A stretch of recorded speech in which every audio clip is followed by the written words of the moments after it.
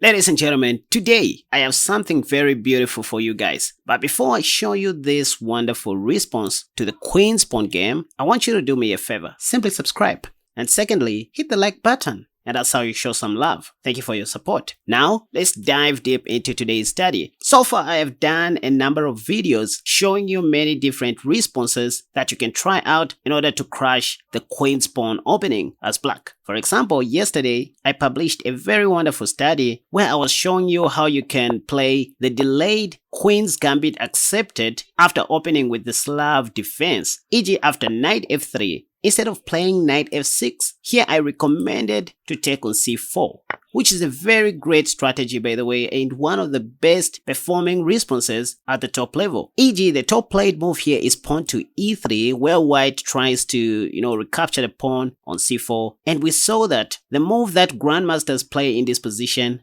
is bishop e6, not necessarily trying to defend the c4 pawn, but the real intention is to put the light squared bishop on d5, turning it into a bigger pawn, for example bishop e6. And if white is not careful, we saw how you can win the game just in 6 moves, e.g. if they try to go after your light squared bishop like this, because now you can simply go queen a5 check and then win that pawn knight. So that's one strategy. Again, after getting into the Slav and then you accept the Queen's Gambit later on, we saw how the game may transpose back to the Alekhine system if white plays pawn to e4 instead of pawn to e3 right on move 4. Since this time we won't have the trap that I just showed you where you win white's knight, I recommended going knight f6 as if you are attacking the undefended e-pawn. The trick is after pawn to e5, you now go knight d5, and after bishop takes, instead of going knight b6 right away, which is also fine, you first of all play bishop f5 or the move that I recommended, bishop g4. And the whole idea is to oversimplify the game like this so that you remain with this wonderful pawn structure which I praised yesterday. And if white is not even careful, you may end up being up a pawn. For example, knight b6 attacks the light squared bishop and also targets the undefended d pawn. This resembles the Alekhine system if you think about it. So that was just a quick recap. Now, what other option do I have for you today? Watch. After d4, I still recommend that you go pawn to d5, just an equal game. And then after pawn to c4, the Queen's Gambit, my top recommendation for today, which is my favorite of all, is the Queen's Gambit declined with pawn to e6. One thing I like about the Queen's Gambit declined is the possibility to go into the Cambridge Springs, which is not the focus for today's study by the way. I just want to make a point. So the top played move is knight c3, after which I go knight f6. I love it when white pins my king's knight with his dark squared bishop. In fact, bishop g5 is the second most played move in both the Masters database and the Lichess database, which we want to see. So after bishop g5, the move that I recommend is d takes c4, inviting white to play pawn to e4 you guys, and you will see how trappy this line is, like for real. But before I do this, let me show you the mother of this line. So I'm sure most of you guys are familiar with the Cambridge Springs where we go knight bd7 in this position. If white takes on d5, you can simply take back. I mean, they can't take back with their knight thinking your king's knight is pinned because of this elephant gambit trap where you take back, sacrificing your queen for the time being. Like after bishop takes, you have this move, bishop b4 check. And on the next move, you don't even have to take the queen. You first of all take the dark squared bishop so that this capture comes with a tempo on white. I mean, just so many things are going to hang after the next move. Anyways, but this is not the main area of my interest in today's video. I just want to show you how the Cambridge Springs may go first before I continue with today's recommendation. After you play knight bd7, most white players who know better won't take on d5. In fact, the top played move here is pawn to e3, after which you continue with pawn to c6. Why? Because you want to put your queen on a5, indirectly eyeing white's dark squared bishop on g5. Now this is when white plays knight f3. All top played moves, by the way, and you go queen a5, pinning this knight to the king as well. And once white develops his light squared bishop like this, which is a theoretical mistake by the way, this is where we see the famous Cambridge Springs trap that begins with d takes c4, attacking the light squared bishop first, and after bishop takes pawn, we now go knight e4, putting more pressure on the pinned knight, which most of your unprepared opponents will try to defend like this, for example, forgetting that their dark squared bishop is hanging. I mean, on the next move, you're just going to be up a piece like this. So this is where I'm getting the inspiration from with regards to today's recommendation, and I just want you guys to note how we took on c4. So keep this in mind because we are going to see something like this even in my recommendation for today. So right, I highly recommend that you play the Queen's Gambit declined with knight f6 on move number 3, inviting bishop g5. So in this position, instead of playing knight bd7 intending to go into the Cambridge Springs, you play the 6th common move in the Masters database, also played by super GMs, d takes c4. This will come as a shock to most of your opponents, especially on Lichess. For example, the top played move here is pawn to e4 like I said, because they want to play e5 and grab what appears to be like a free piece, right? Now hold on, in this position there are two lines that I recommend. The first one is what I'm calling a safer line. For example, if you're playing standard chess or a classical game in a serious tournament, you can try bishop b4, allowing pawn to e5 to happen. But the other move that you can try apart from bishop b4 in this position is pawn to c6. In fact, let's start with pawn to c6 first. The reason why I like pawn to c6 is due to the following. White will play pawn to e5 instantly, thinking they are going to win a piece or something like that. So after this move, yes, you can play pawn to h6 and g5 if you want, and then save your knight. But here is my crazy move, you guys. Simply go queen a5. Just like in the Cambridge Springs. And one of the reasons why I like this aggressive line is that white only has one correct move, only bishop d2. Any other move apart from this will be a mistake. So you're forcing your opponent to only make accurate moves by giving them an edge first. For example, if e takes f6 happens, now you can simply grab that bishop on g5. Even if they take the g7 pawn, you can just take back with your bishop, or at best, take back with your queen. This is what Stockfish says in order to maintain your advantage. Now with this move, queen takes g7, you eliminate the option for white to take on c4 because you're going to take on g2, right? Again, queen f3 will allow us to take on d4. So it's not easy for white to continue playing this position. For example, knight f3 allows pawn to b5, and it will be hardly easy for white to get back his pawn. Let's say white plays pawn to a4, maybe stopping pawn to b5, but here almost everything that you can do is fine. For example, bishop b4 is okay, very much playable, even pawn to c5 in this position, but here white can play pawn to d5. That's why Stockfish recommends that you go pawn to e5 after white plays a4. If pawn to d5 comes this time, now you go bishop b4. The thing is, if white takes on c6, they will just help you develop your queen's knight. Again, there's no bishop takes due to queen takes g2. So I just don't know. Say knight e2 is played. Here you can even take the pawn. If queen takes d5 happens, now you go knight c6. I mean, you're just playing an open game with full of possibilities. Bishop d7, castle long is also an option. I mean, even if white castles long, you can just go bishop e6. Queen e4 may be played. Now this is when you can castle short, putting your king to safety.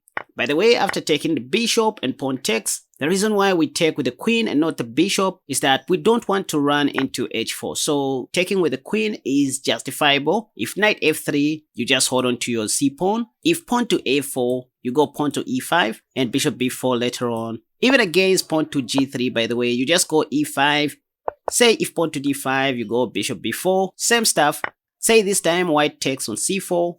With his bishop, you just castle short and put your king on h8 on the next move. Castle shot by white runs into bishop h3, and after this, you have pawn to f5. You start pawn storming on the king's side. You just don't want to play pawn to e4, allowing white to sit on f4 just yet. Instead of e4, you can play f4 if you want.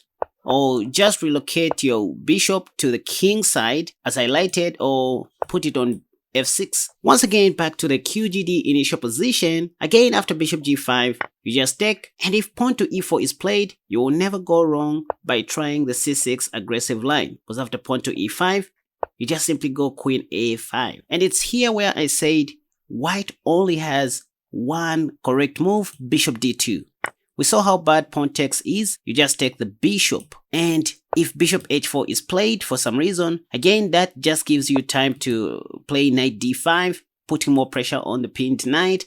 If knight e2 is played, maybe trying to support the other knight, the best you can do here is to go pawn to b5, holding on to your extra pawn, and maybe you're planning to go b4. For example, after pawn to g3, you just go pawn to b4. After knight takes, you take back with your c pawn like this, and look at how you expanded well on the queen side. Bishop g2, you just go knight c6, simple development, castle shot.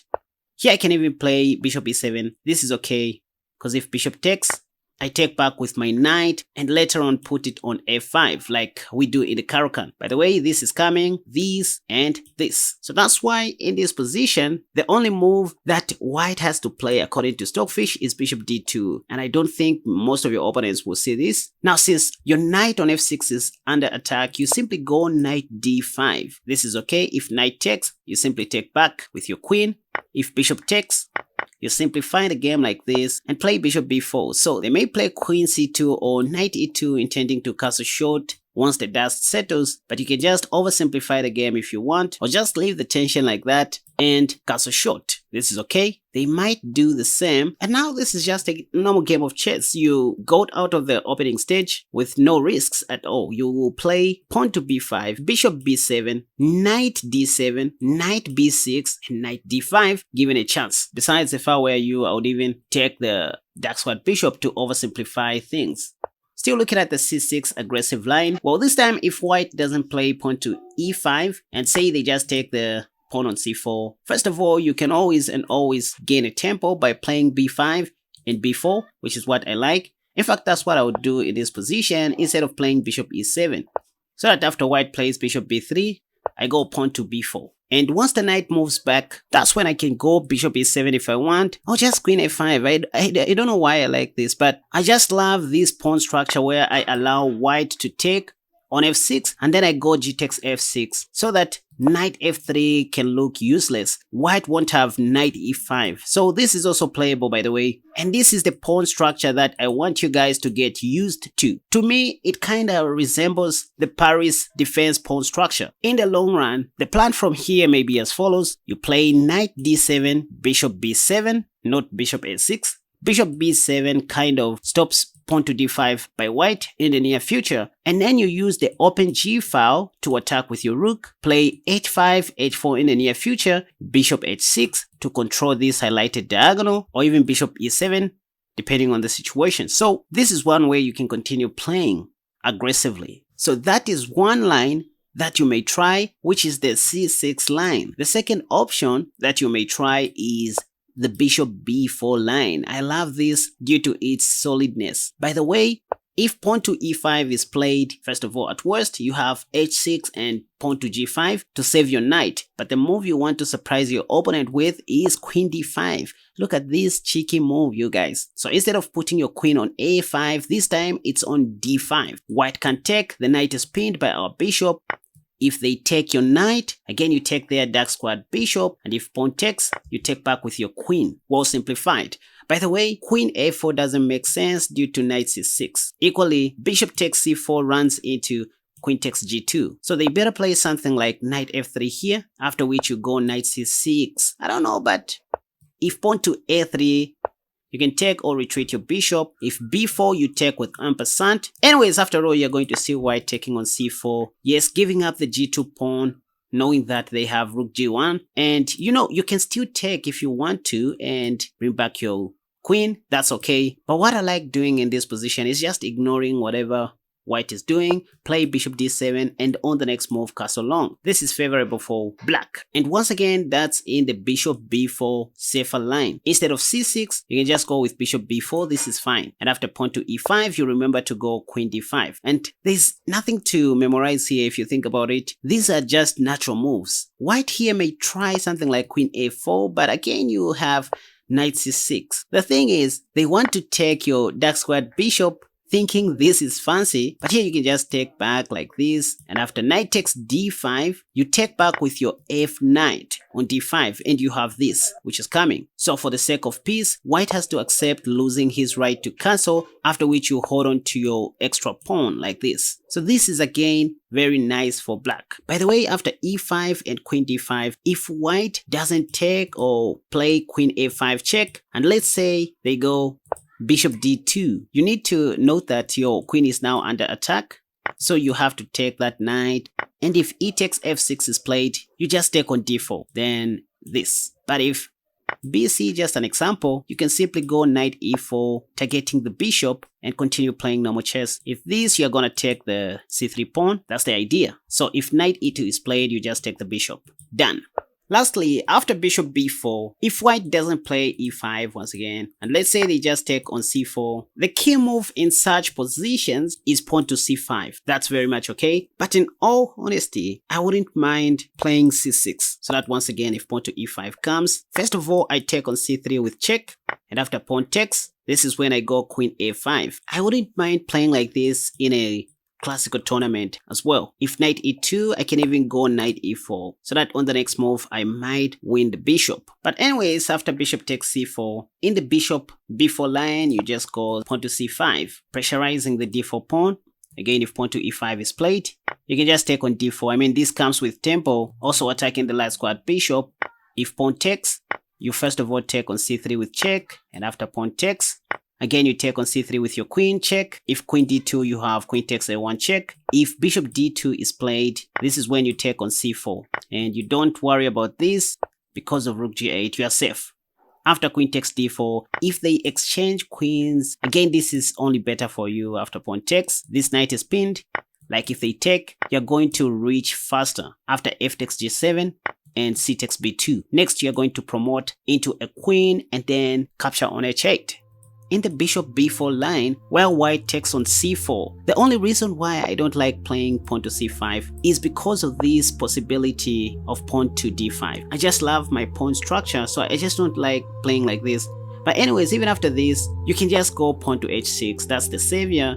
And if bishop takes, you simply take back with your queen. If pawn takes, this will be very bad after bishop takes. White will lose his right to castle. In fact, you are also going to win a free piece, the bishop, if white is not careful. So don't just worry about this. After pawn to h6, if they don't take on f6 and let's say they go bishop h4, that's what they like doing, here you can just go pawn to g5, because if the bishop moves, you don't want to take on e4 first due to queen a4, right? This time you don't have knight c6 due to the pawn on d5. So you first of all take on c3 with check, and after pawn takes, this is when you take on e4 next. If bishop e5 is played, guess what? f6 will allow queen h5 check, even though that won't be met. But here you can just castle short. That's the easiest you can do.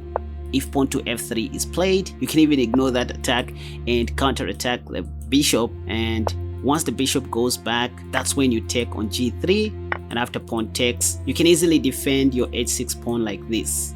Again, back to the QGD initial position where white plays bishop g5, where you have to take on c4. In the master's database, the top played move here is pawn to e3, not pawn to e4. I just don't know. So say white plays pawn to e3, so now you know that this is very much playable even at the top level. After pawn to e3, the move that seems to carry more weight is pawn to c5. In this position, you don't just care about your king's knight, so I do support just go pawn to c5, intending to oversimplify the game on the queen side. If bishop takes c4 is played, you simply do this. They mostly take with the pawn, not the queen for some reason, because they just don't want to oversimplify the game like this.